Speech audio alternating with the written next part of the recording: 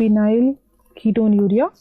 The enzyme deficient is phenylalanine hydroxylase, which converts phenylalanine to tyrosine. Okay, so this reaction will not occur, tyrosine will not be formed. So tyrosine becomes essential in these patients that in treatment we have to give tyrosine, right? And in these patients when tyrosine is deficient, then melanin pigment also cannot be formed. So these patients have hypopigmentation. Hypopigmentation, that is fair skin, blonde hair, and usually they have blue eye color, right?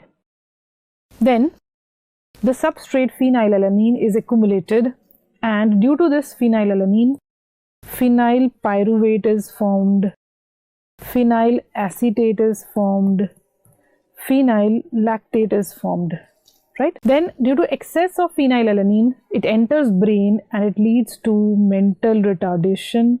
These patients have severe mental retardation, right? Then phenyl pyruvate is responsible for ferric chloride positive test. And phenyl pyruvate coming in urine has given the name to this disorder because phenyl pyruvate is a keto acid. Pyruvate is a keto acid.